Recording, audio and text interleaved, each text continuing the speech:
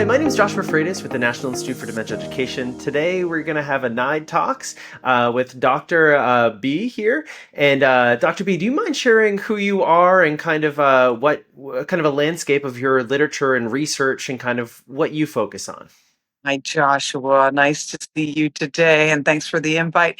My name is Linda Hayes Bennett, and I am a 25-year researcher in aging health. I'm a cognitive neurologist, health scientist, and I love elderly minds and thinking, and I'm trying to understand how we better define aging. I also work with music and frequency interventions, most recently in sleep study health, namely the powers of 40 Hertz interventions that have just come out in the last 8 years that reverse aging. And I can't wait to tell you more about that.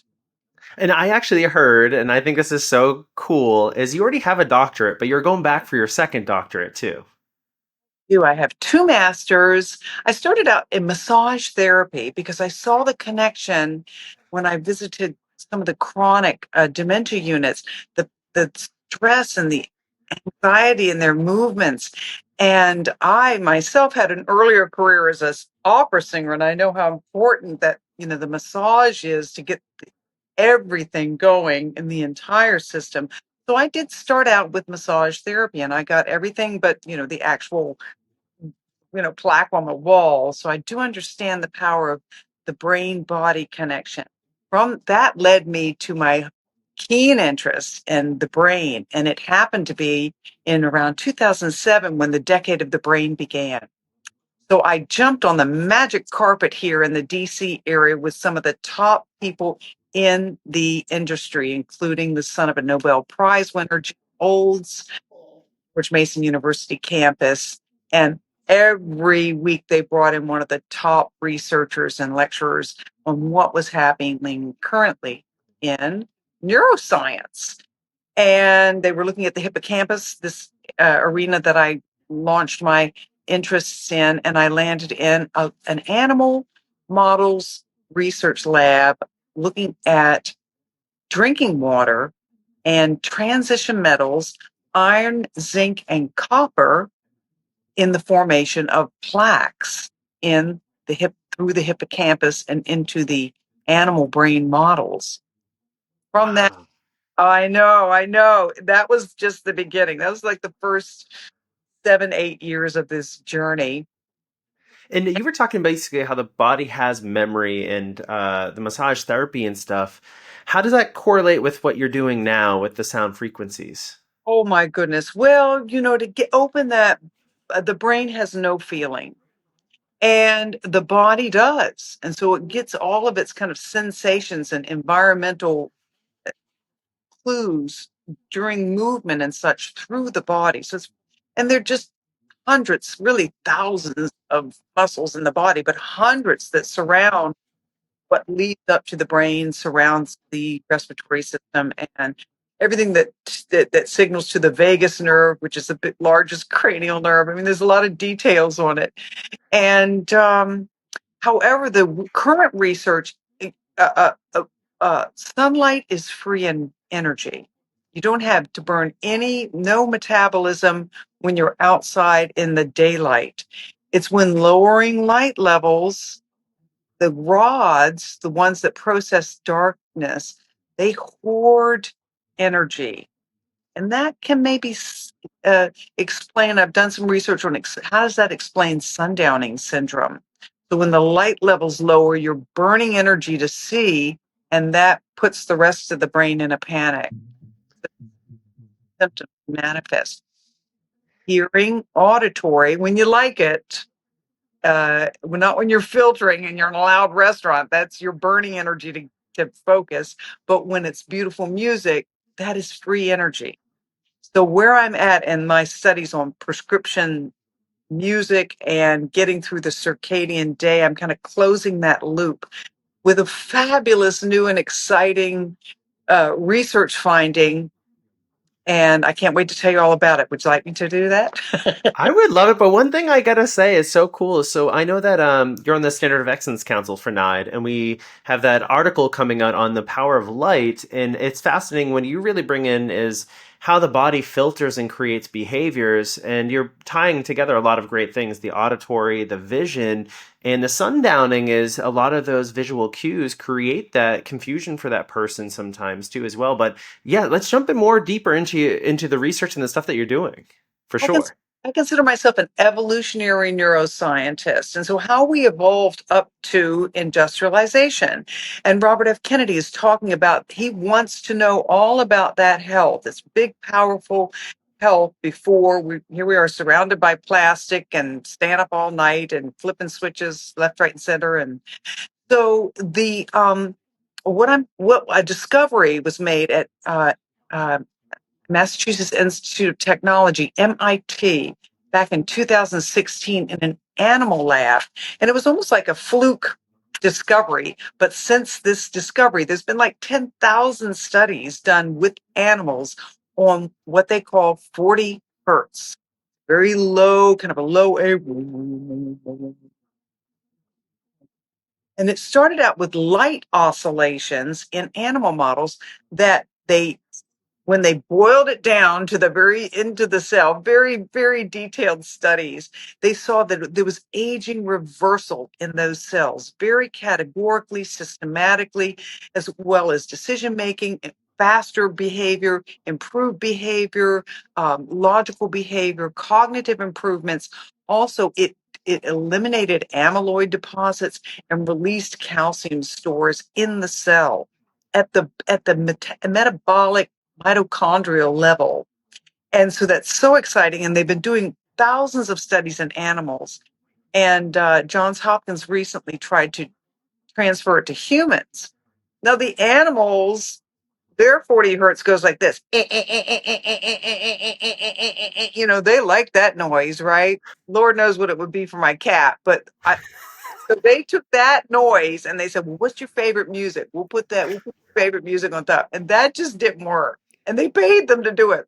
So from that, my advisor here, Dr. Gim, very brilliant aging researcher. I'm in my second doctorate in health informatics now, just going the full guns ablazing on this research and findings and such.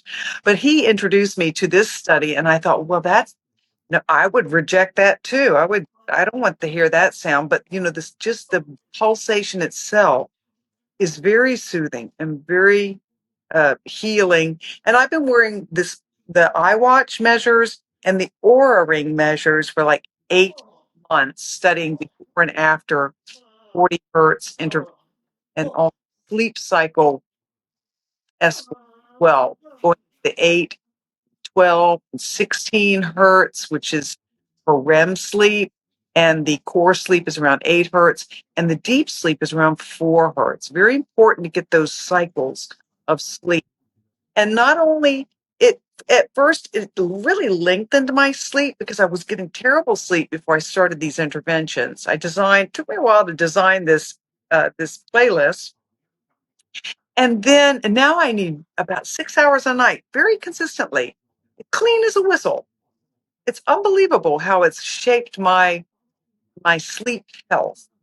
And so the power and potential of this type of intervention has only begun to be realized, but it's what I'm doing this week in research. This is for my second doctoral. So my first doctorate was in health communication. How do I communicate these things? And I don't know how good a job I'm doing here because I can get caught to the I I love it because it also makes me think of like the non-pharmacological prescription, and the personalization of what we prescribe is so powerful. And you're giving a perfect example. You're studying it on yourself and you're aware of it, which a lot of people don't always think about. And it brings me back to dementia. People with dementia can't do it by themselves. So we need that research and that literature to show you have Lewy body. Maybe this sound frequency can help with that sleeping pattern, or where do you hope that your research brings kind of into the dementia realm of it? Is it kind of the next thing is like, how does it help with sundowning? What are you thinking? my best thinking, and who really knows how to program music are these radio producers. They have been programming circadian music for centuries, it's for decades, right?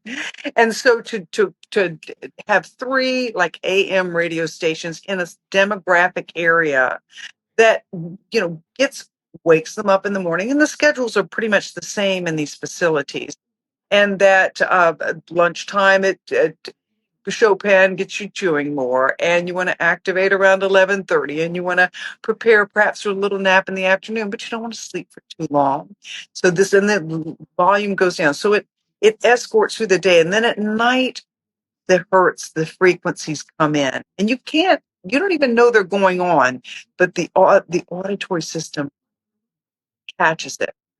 And I was telling you before, it works in the visual. The visual is free energy.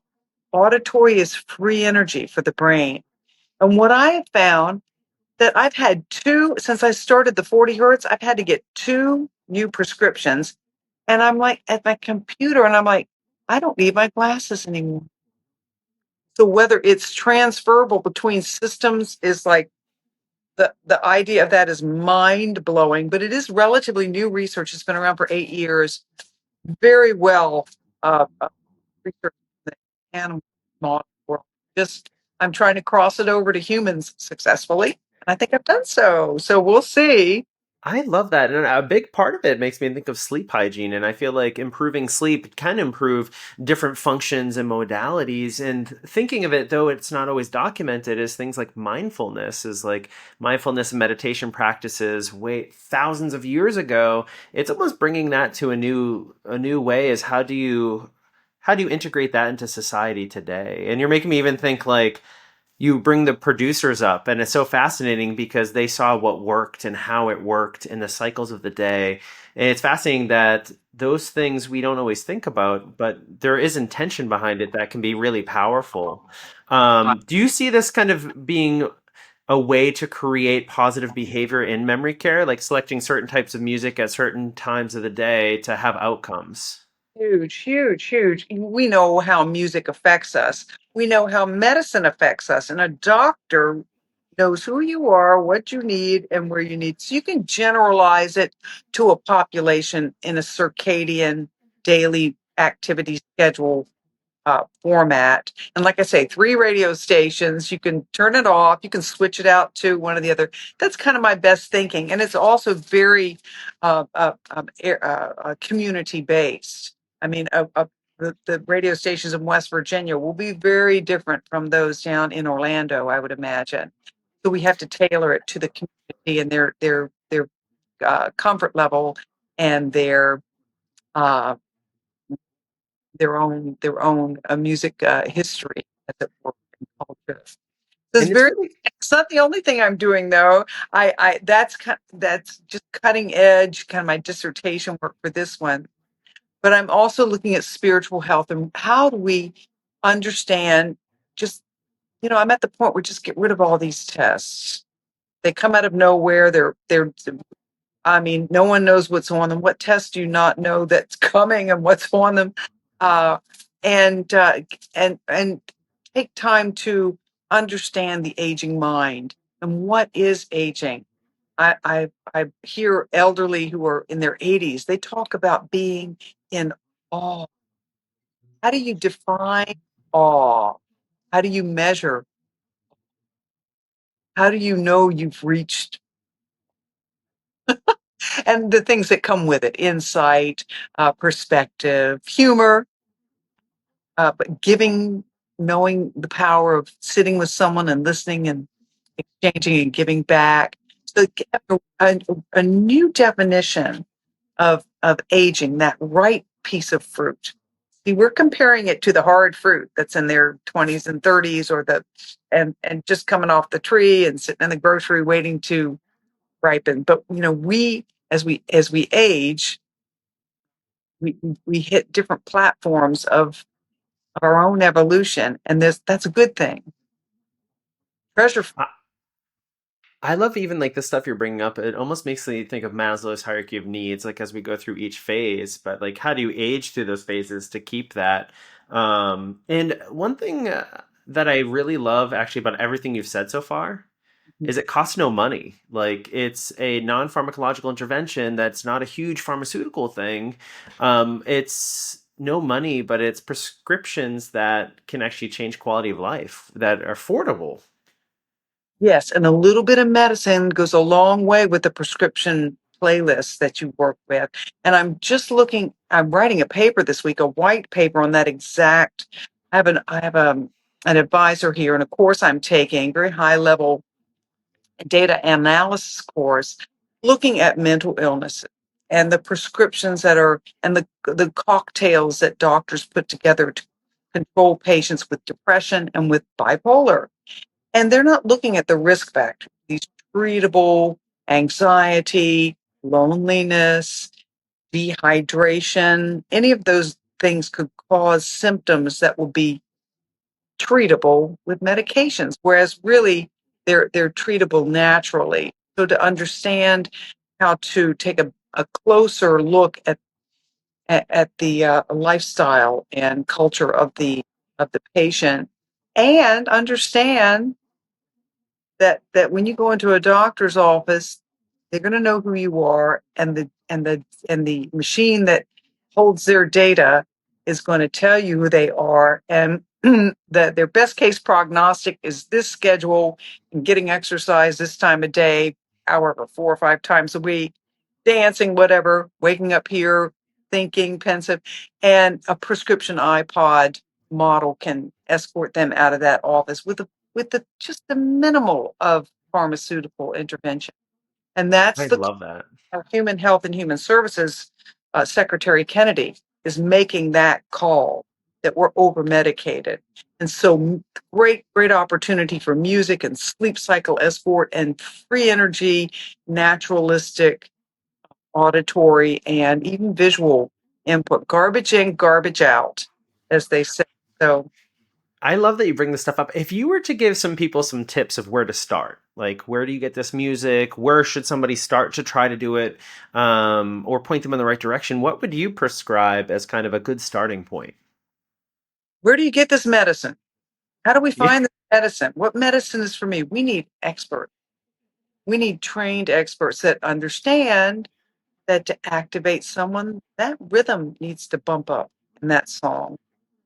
I'm a church musician. I know that if I'm playing Beethoven's Ode to Joy when they're just schlepping in, if that's the first hymn, Ton, ton, ton, ton, ton, wakey, wakey, wakey, we're so glad you came to church. You made it, right? And at the end, after the service, after singing a few hymns and hearing the choir and the bells ringing off, whatever, it's pum, pum, pum, pum, ton, ton, ton, ton. Glad we're getting out of here. Go, the door is ready. You want to march them out. And that's with rhythm. That's the same piece, calming them, welcoming them with rhythm. And then the exact same music, marching them out the door because everybody wants to go for brunch. well, I However, feel like all of these things you share too are environmental cues too. Like I know that I've worked with people with like Parkinson's and Lewy bodies, and they have difficulty walking sometimes, but they served in the military and they hear a marching song and they just start marching away, and it passes that. So I think that we should be really looking at those ways to use music to kind of shape behavior or help people. But I love the idea, like everything you said is so affordable. It's just being able to get people that are trained and to be able to prescribe this. Do you think that this research you're doing could get into the hands of doctors, that they're prescribing these things on kind of the life cycle, like, hey, your lifestyle should have this, and this? Is that kind of a goal, or? yes, absolutely. Best case prognosis. So we have a diagnosis. You're pre-diabetic, you're overweight, you need to change out your diet, you're dehydrated, and a lot of these disease models are causal to low oxygen. So, not getting the cardiovascular and oxygen delivery to the hippocampus, really. So, there's a diagnosis, there's a prognosis. And my second master's was at Johns Hopkins. I think you know I won this. I developed this prescription iPod, which is a clinical interface, and I won a big award at Hopkins. They loved it. They didn't fund me to implement it, but there it is, and I got a lot of mileage out of that model. And they followed me around with a film crew of when I graduated, and yeah, I had a lot of mileage out of that prescription iPod. So when you go to a doctor, they look at your demographics, and that's the degree I'm in now, looking at the data and generating music that will get you through your day based on your needs. If you're an introvert, you need a little longer activation. If you're an extrovert, you need more calming at both ends of the day. So it's personalized in that way. However, the generalized radio stations will also work as a beginning, and just to go on the distance with aging health and how we make it the best journey, and that we get to that state of awe and we just roll into a new century. I love That it. It makes me feel like radio stations and producers are the pharmacy, and they're giving and prescribing all the medicine to the doctors that are like now prescribing it. I love the way that it could create such a sense of community too. I've never actually thought about it, but maybe in a community on a radio station, there are stations that are linked to morning, evening, and night that could actually help with circadian rhythm and sleeping on a large scale that you could really scale it nationally. correct. And that's a big program. And I'd like to get into Secretary Kennedy's cabinet to make things like that start to happen. Very exciting about that. And so it's doable. Yes, it's manageable. And teaching people how to understand how to really tweak these prescription playlists and circadian playlists is, it's a fair training. I wish I could say that was cheap, but it's not. I know I'm the president of the Artificial Intelligence Club at George Mason University. Wonderful group. We have 100 members of these data scientists. And So cool. great first year, won a big award with the best new club in the campus and such. And we're heading into the next year. I can't wait. But there's a great power in AI platforms. For instance, current music therapy and include things like What a Wonderful World and, Somewhere Over the Rainbow. Well, if you go into AI platforms, GPT is exceptionally good at this.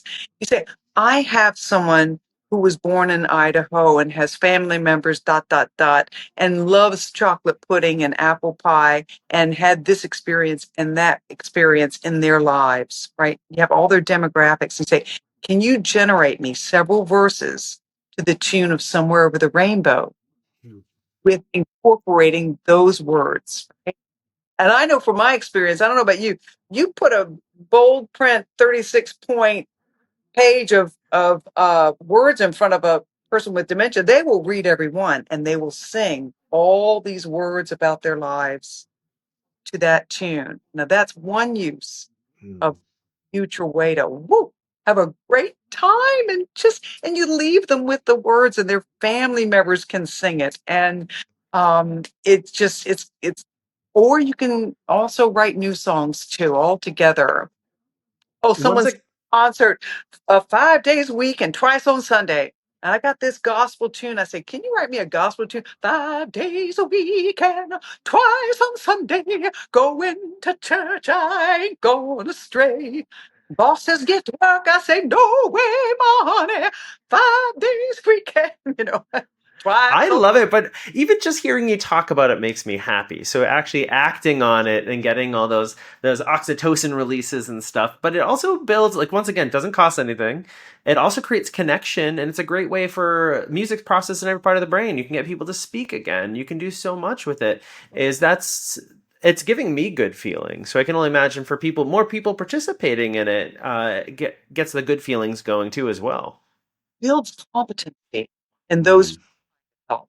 It builds all these things, build competency, like drinking water out of a straw. That works so much better than saying, here, drink, drink.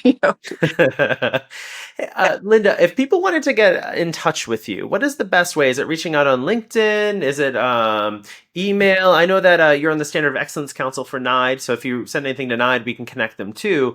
But if somebody wanted to get in touch with you, like I know you mentioned being on the cabinet, trying to launch these things, if people want to reach out to you and do some partnerships and stuff, how do they get in touch with you? LinkedIn is just kind of my go-to. And I Awesome. also lecture a lot and post my wanderings. No, my my sometimes not so popular, findings because and of course, I was on Capitol Hill last. So Linda Hayes Bennett is my name, and Hayes. And so I was on Capitol Hill because last Wednesday with a group of researchers from all over the country, representing the Gerontological Society of America, lobbying for our place in this new administration. They are cutting $50 billion in funding in current status quo research. So the rug is just being right under everyone. Happening at my university as well. It's not happening to me. I've never really played that grant funding game. That's really a long, hard journey to get grants. So there are ways to come into this administration and get those, we're scientists. You're a scientist too, I know. And we happen to work with music and sound and we love our dementia populations and helping them. And we love these breakthroughs and teaching others those breakthroughs. That's what this is all about. Look at you doing it. And here I am. And in the process, I can tell you, Joshua and I have become friends over the years. We've known each other for almost a decade. I'd say it's 2018 in Philadelphia, as I remember, that we Yeah. met. And so I'm just honored to have you as a friend and as a colleague. Wonderful connection. Right back at you. And I'm going to do a plug for you, Dr. B, because if you type your name into YouTube, you have some amazing videos of you singing opera. And I got to say, you are so talented when it comes to singing. And I know when we were together last time, you were giving me tips, and I love it. And I've been like practicing a little bit. So thank you. Linda Maguire, Maguire was my YouTube former first life as an opera singer and classical singer, but it's not over That is yet. awesome. Singing, just part of who I am. Dr. B, anything in closing that you want to share with anybody or any words of wisdom or hope that you want to leave everybody with? I would say that as we get older, we understand the power of prayer and being connected to this open-minded, neutral place of hope and waiting and those expectations in that space rarely disappoint.